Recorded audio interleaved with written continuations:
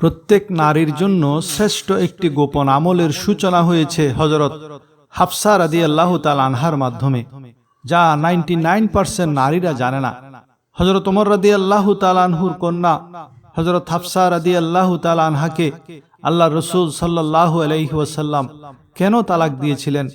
যখনই হযরত ওমর ফারুক রাদিয়াল্লাহু তাআলা আনহু জানতে পারলেন যে আল্লাহর রাসূল সাল্লাল্লাহু আলাইহি ওয়াসাল্লাম তার কন্যাকে তালাক দিয়েছেন, তখন তিনি নিজের মাথার চুল ছিঁড়তে লাগলেন। তিনি পাগলের মতো মাটিতে লুটিয়ে পড়লেন এবং মাথায় মাটি মেখে উচ্চস্বরে কাঁদতে লাগলেন। তারপর হঠাৎ জিব্রাইল আলাইহিস সালাম নবী করিম সাল্লাল্লাহু আলাইহি ওয়াসাল্লামের কাছে আসলেন এবং বললেন, ইয়া রাসূলুল্লাহ। বিসমিল্লাহির রহমানির রহিম। সুধী দর্শক মণ্ডলী, একটি সুখী ও শান্তিময় পরিবারের মূল চাবিকাঠি আসলে লুকিয়ে আছে নারীদের ছোট্ট একটি আমলের মধ্যে।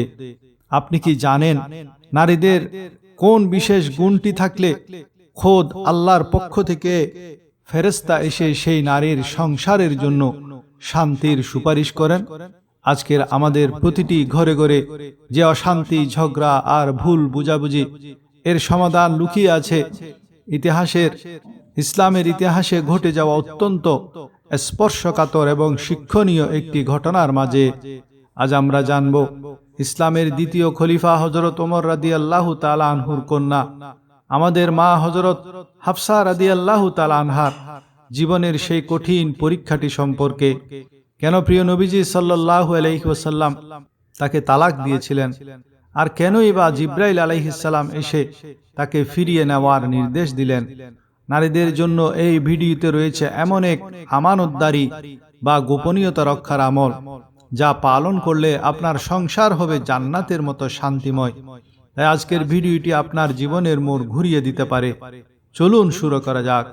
দ্বিতীয় খলিফা এবং ইসলামের সবচেয়ে বড় শক্তি হযরত ওমর ফারুক রাদিয়াল্লাহু তাআলা আনহুর জীবনে সেই দিনটিও এসেছিল যখন নবী করিম সাল্লাল্লাহু আলাইহি ওয়াসাল্লাম তার কন্যা হযরত হাফসা রাদিয়াল্লাহু তাআলা আনহাকে তালাক দিয়ে বাড়িতে পাঠিয়ে দিয়েছিলেন। যখন রাসূল সাল্লাল্লাহু আলাইহি ওয়াসাল্লাম হযরত হাফসা রাদিয়াল্লাহু তাআলা আনহাকে তালাক দিলেন, তখন কান্নায় তার করুণ অবস্থা হয়ে গিয়েছিল এবং সেদিন হযরত ওমর রাদিয়াল্লাহু তাআলা আনহু নিজের মাথায় মাটি মাখতে মাখতে বলেছিলেন যে এখন ওমর এবং তার কন্যা হাফসার আর কোনো মর্যাদা রইল না। প্রিয় দর্শক, হযরত ওমর রাদিয়াল্লাহু তাআলা আনহু এমন এক সত্তা যাকে দিয়ে আল্লাহ ইসলামের অনেক সেবা নিয়েছেন। হযরত ওমর রাদিয়াল্লাহু তাআলা আনহু রাসূলুল্লাহ সাল্লাল্লাহু আলাইহি ওয়াসাল্লামের পরে 10 বছর শাসন করেছেন এবং এমন এক ব্যবস্থা কায়েম করে দেখিয়েছেন যে পৃথিবী অবাক হয়ে গিয়েছিল। কিন্তু এই শক্তিশালী মানুষের জীবনেও একদিন এসেছিল যখন তার কন্যা হযরত হাফসা রাদিয়াল্লাহু তাআলা আনহাকে তালাক দেওয়া হয়েছিল। তিনি মানসিকভাবে পুরোপুরি ভেঙে পড়েছিলেন, কারণ তালাক দানকারী কোনো সাধারণ মানুষ ছিলেন না, বরং তিনি ছিলেন সমগ্র মহাবিশ্বের রাসূল হযরত মুহাম্মদ সাল্লাল্লাহু আলাইহি ওয়াসাল্লাম।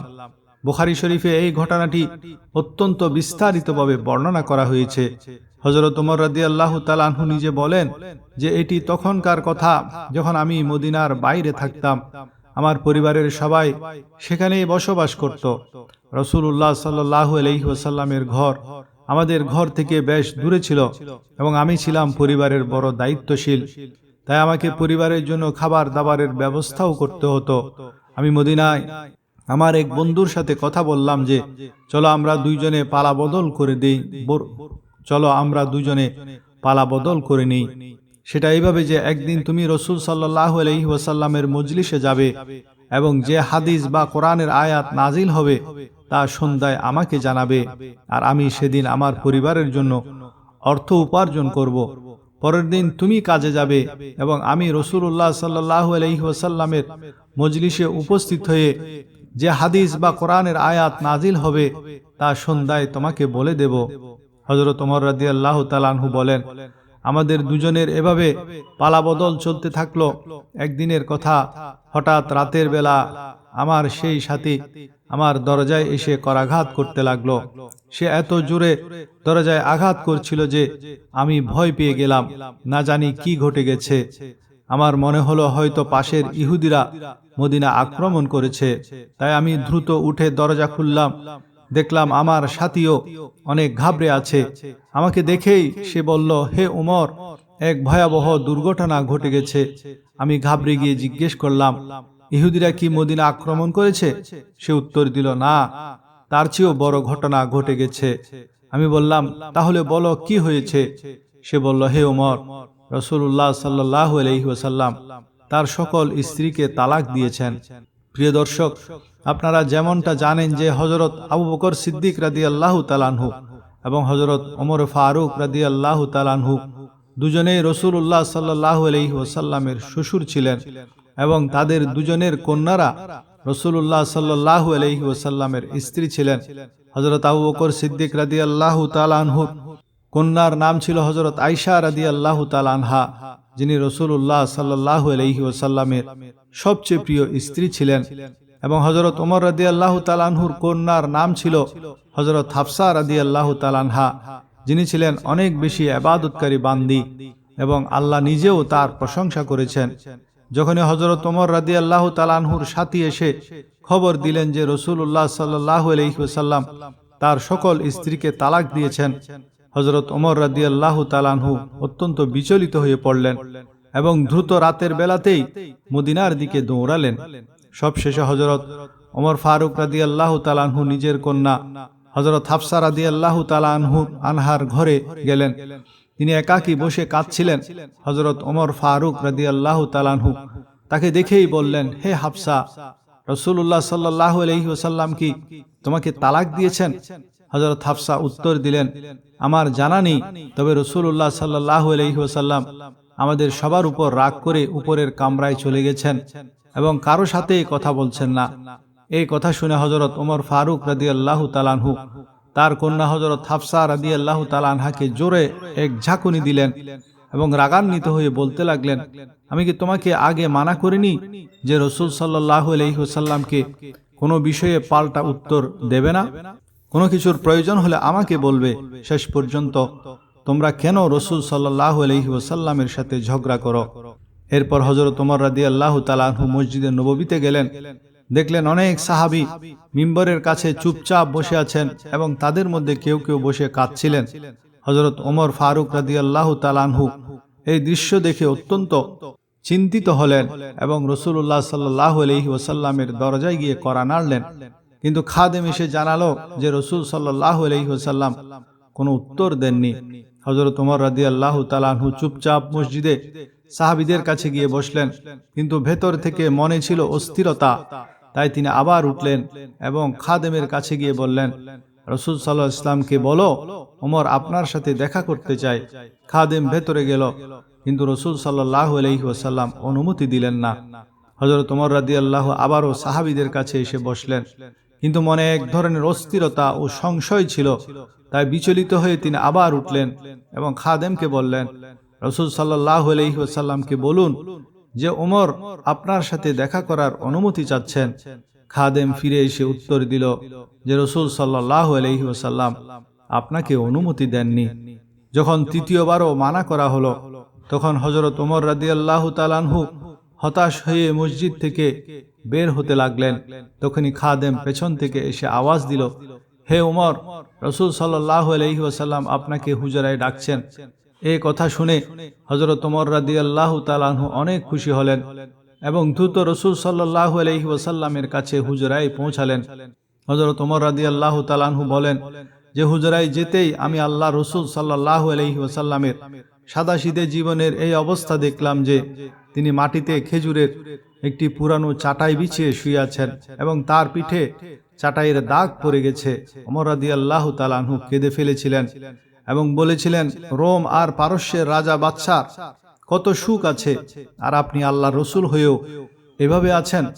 নবীজি উত্তর দিয়েছিলেন, ওমর, তুমি কি এতে সন্তুষ্ট নও যে তাদের জন্য দুনিয়া আর আমাদের জন্য আখেরাত? হযরত ওমর রাদিয়াল্লাহু তাআলা আনহু ভেতরে গিয়েই কিছু রসিকতার কথা বলে রাসূল সাল্লাল্লাহু আলাইহি ওয়াসাল্লামের মন খুশি করা যাক। হযরত ওমর রাদিয়াল্লাহু তাআলা আনহু বললেন, হে আল্লাহর রাসূল, আমি আমার কন্যা হাফসার ঘরে গিয়েছিলাম এবং তাকে এভাবে ধরে মেরেছি। তখন হযরত ওমর রাদিয়াল্লাহু তাআলা আনহু কথাটি এমন ঢঙে বললেন যে রাসূল সাল্লাল্লাহু আলাইহি ওয়াসাল্লামের হাসি এসে গেল। রাসূল সাল্লাল্লাহু আলাইহি ওয়াসাল্লামকে হাসতে দেখে হযরত ওমর ফারুক রাদিয়াল্লাহু তাআলা আনহু এবার জিজ্ঞেস করলেন, হে আল্লাহর রাসূল, আপনি কি আপনার স্ত্রীদের তালাক দিয়েছেন? নবীজি উত্তর দিলেন, না ওমর, আমি তালাক দেইনি। হযরত ওমর রাদিয়াল্লাহু বলেন, একথা শুনে আমার মনে প্রশান্তি এলো এবং বাইরে এসে আমি সবাইকে এই সংবাদ জানিয়ে দিলাম। তখন সাহাবীদের মনে স্বস্তি ফিরে এলো। এভাবে হাদিসের কিতাবগুলোতে হযরত ওমর ফারুক রাদিয়াল্লাহু তাআলা আনহু এবং তালাক সম্পর্কে আরেকটি বর্ণনা পাওয়া যায়। একবার রাসূল সাল্লাল্লাহু আলাইহি ওয়াসাল্লাম সত্যি হাফসা রাদিয়াল্লাহু তাআলা আনহাকে তালাক দিয়েছিলেন, কিন্তু সেটি ছিল তালাকে রেজিই, অর্থাৎ তিনি মাত্র একটি তালাক দিয়েছিলেন। কারণ দর্শক, স্বামীর 3টি তালাক দেওয়ার অধিকার থাকে। তাই যদি কেউ 3 তালাকের বদলে মাত্র একটি তালাক দেয়, তবে সে যখন খুশি তার স্ত্রীকে পুনরায় নিজের নিকাহে ফিরিয়ে আনতে পারে। তাই রাসূল সাল্লাল্লাহু আলাইহি ওয়াসাল্লাম হযরত হাফসা রাদিয়াল্লাহু তাআলা আনহাকে তালাকে রেজিই দিয়েছিলেন। এখন যে সময় হযরত হাফসা রাদিয়াল্লাহু তাআলা আনহাকে তালাক দেওয়া হয়েছিল, তখন তার কান্নায় করুণ অবস্থা হয়েছিল এবং যখন তার পিতা হযরত ওমর ফারুক রাদিয়াল্লাহু তাআলা আনহু এই খবর পেলেন, তখন তিনি এত বেশি বিচলিত হলেন যে মাটি তুলে নিজের মাথায় ছিটাতে ছিটাতে বললেন, এখন ওমর এবং তার কন্যা হাফসার আর কোনো মর্যাদা রইল না। হযরত হাফসা রাদিয়াল্লাহু তাআলা আনহা এর আত্মীয় হযরত ওসমান রাদিয়াল্লাহু তাআলা আনহু যখন এই খবর পেলেন, তিনি দ্রুত হযরত হাফসা রাদিয়াল্লাহু তাআলা আনহার কাছে পৌঁছালেন এবং বললেন, হে হাফসা, এই দুর্ঘটনা কিভাবে ঘটল? হযরত হাফসা রাদিয়াল্লাহু তাআলা আনহা কাঁদতে কাঁদতে উত্তর দিলেন যে রাসূল সাল্লাল্লাহু আলাইহি ওয়াসাল্লাম সরাসরি আমার কাছে এসে আমাকে তালাক দেননি, বরং এর পেছনে অন্য কোনো বিষয় আছে। এখন এসব কথা হচ্ছিলই, এমন সময় হঠাৎ সেখানে রাসূল সাল্লাল্লাহু আলাইহি ওয়াসাল্লাম আসলেন এবং তিনি সেই মুহূর্তে হযরত হাফসা রাদিয়াল্লাহু তাআলা আনহার সাথে রুজু করলেন, তাকে ফিরিয়ে নিলেন এবং তাকে নিজের স্ত্রীর মর্যাদা দিলেন। এ হাদিসে বিস্তারিতভাবে এসেছে যে হযরত জিবরাইল আলাইহিস সালাম এসে রাসূল সাল্লাল্লাহু আলাইহি ওয়াসাল্লামকে বলেছিলেন, হে আল্লাহর রাসূল, আপনি হাফসাকে তালাক দিয়ে ছেড়ে দেবেন না, কারণ তিনি অত্যন্ত নামাজি এবং রোজা পালনকারী নারী। তাই রাসূল সাল্লাল্লাহু আলাইহি ওয়াসাল্লাম সেই মুহূর্তে আল্লাহর নির্দেশে হযরত হাফসা রাদিয়াল্লাহু তাআলা আনহাকে পুনরায় স্ত্রী রূপে গ্রহণ করলেন। রাসূলুল্লাহ সাল্লাল্লাহু আলাইহি ওয়াসাল্লাম এবং হযরত হাফসা রাদিয়াল্লাহু তাআলা আনহার মধ্যে একটি ঘটনা ইতিহাস ও সিরাতের কিতাবগুলোতে বর্ণিত হয়েছে, যা অত্যন্ত শিক্ষণীয় ও হৃদয়স্পর্শী। হযরত হাফসা রাদিয়াল্লাহু তাআলা আনহা ছিলেন হযরত ওমর ফারুক রাদিয়াল্লাহু তাআলা আনহুর সাহেবজাদী এবং তার বিয়ে নবী করিম সাল্লাল্লাহু আলাইহি ওয়াসাল্লামের সাথে হয়েছিল। এক পর্যায়ে ঘরোয়া বিষয়ে একটি কথা এমনভাবে ঘটে যায় যা রাসূল সাল্লাল্লাহু আলাইহি ওয়াসাল্লামকে ব্যথিত করেছিল। riwayate আছে যে রাসূল সাল্লাল্লাহু আলাইহি ওয়াসাল্লাম হযরত হাফসা রাদিয়াল্লাহু তাআলা আনহাকে একটি কথা গোপন রাখতে বলেছিলেন এবং বলেছিলেন, হাফসা, এই কথাটি আপনি কাউকে বলবেন না। কিন্তু তিনি তার ঘনিষ্ঠ বান্ধবী হযরত আয়েশা সিদ্দিকা রাদিয়াল্লাহু তাআলা আনহার সাথে সেই গোপন কথাটি আলোচনা করে ফেলেন।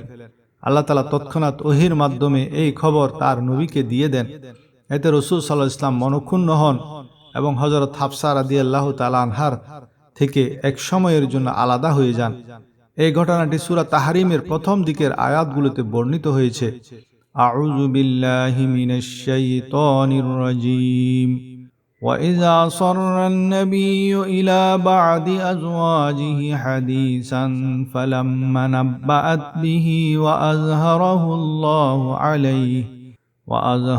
اللَّهُ عَلَيْهِ عَرَّفَ بَعْدَهُ وَأَعْرَضَ عن بعد فلما نبأها به قالت من أنبأك هذا قال نبأني العليم الخبير। অর্থাৎ যখন নবী তার একজন স্ত্রীর কাছে একটি কথা গোপনে বললেন, অতঃপর স্ত্রী যখন তা বলে দিল এবং আল্লাহ নবীকে তা জানিয়ে দিলেন, তখন নবী সে বিষয়ে স্ত্রীকে কিছু বললেন এবং কিছু বললেন না। নবী যখন তা স্ত্রীকে বললেন, তখন স্ত্রী বললেন, কে আপনাকে এই সম্পর্কে অবহিত করল? নবী বললেন, যিনি সর্বজ্ঞ ওয়াকিব হাল, তিনি আমাকে অবহিত করেছেন। এটি সূরা তাহরিমের 3 নম্বর আয়াত, যেখানে আল্লাহ তাআলা তার নবীকে সান্ত্বনা দিয়েছেন এবং তার শান বুলন্দ করেছেন। এই ঘটনাটি বাহ্যত একটি ঘরোয়া বিষয় ছিল, কিন্তু এর মধ্যে উম্মতের জন্য বড় শিক্ষা রয়েছে। প্রথম কথা হলো, আমানতদারি এবং গোপন কথা গোপন রাখা অনেক বড় গুণ। আর যদি নবীর গোপন কথা ফাঁস করে দেওয়া হয় তবে তার ফলাফল কি হতে পারে। দ্বিতীয় কথা হলো, নবী করিম সাল্লাল্লাহু আলাইহি ওয়াসাল্লামের মনেও কষ্ট ও ব্যথা আসত, কিন্তু তিনি আল্লাহর ওহীর মাধ্যমে নিজের পথ নির্দেশনা লাভ করতেন। তৃতীয় কথা হলো, কোরআনে একটি পরিষ্কার করে দেওয়া হয়েছে যে যদি নবীর স্ত্রীরা তার সাথে বিশ্বস্ততা বজায় রাখেন তবে এটি তাদের দুনিয়া ও আখেরাতের কামিয়াবির মাধ্যম হবে। আর যদি তারা সামান্য বিষয়েও ত্রুটি করেন তবে আল্লাহ তাআলা তাদের বদলে নবীকে আরও উত্তম স্ত্রী দান করতে সক্ষম। এই ঘটনাটি এই কথার স্মারক যে রাসূল সাল্লাল্লাহু আলাইহি ওয়াসাল্লামের সম্মান, তার ফয়সালা এবং তার কথার মর্যাদা রক্ষা করা সব অবস্থাতেই সবার উপর আবশ্যক। হযরত হাফসা রাদিয়াল্লাহু তাআলা আনহা নিজের ভুলের জন্য তওবা করেছিলেন এবং আল্লাহ তাআলা তাকে ক্ষমাও করেছিলেন। পরবর্তীতে তিনি সেই মহান উম্মাহাতুল মুমিনিনদের অন্তর্ভুক্ত হলেন যাদের ফজিলত ও মর্যাদা অনেক ঊর্ধ্বে। নবী করিম সাল্লাল্লাহু আলাইহি ওয়াসাল্লাম এবং হযরত হাফসা রাদিয়াল্লাহু তাআলা আনহা এর মহব্বত ও পবিত্র বরকতময় সম্পর্কের উদাহরণ। হযরত হাফসা বিনতে ওমর ফারুক অত্যন্ত সম্মানিত, সচেতন এবং দ্বীনের প্রতি অনুরাগী নারী ছিলেন। পবিত্র কোরআন তেলাওয়াত এবং তা হেফজ রাখার ক্ষেত্রে তার বিশেষ দক্ষতা ছিল। এ কারণেই তাকে হাফেজায়ে কোরআন বলা হয়। জানেন কি, হযরত আবু বকর রাদিয়াল্লাহু তাআলা আনহুর আমলে সংকলিত কোরআনের মূল কপিটি পরবর্তীতে হযরত হাফসা রাদিয়াল্লাহু তাআলা আনহার কাছেই আমানত হিসেবে রাখা হয়েছিল। তার জ্ঞান এবং আমানতদারিতার উপর সাহাবীদের অগাধ বিশ্বাস ছিল। রাসূল সাল্লাল্লাহু আলাইহি ওয়াসাল্লাম তার সাথে বিবাহ বন্ধনে আবদ্ধ হয়ে শুধু হযরত ওমর রাদিয়াল্লাহু তাআলা আনহু এর ঘরকে সম্মানিত করেননি, বরং উম্মতকে এই শিক্ষা দিয়েছেন যে ঈমান ও দ্বীনদারি সবচেয়ে বড় শ্রেষ্ঠত্ব। নবী করিম সাল্লাল্লাহু আলাইহি ওয়াসাল্লাম হযরত হাফসাকে অত্যন্ত ভালোবাসতেন এবং তার ধৈর্য দৃঢ়তা পছন্দ করতেন।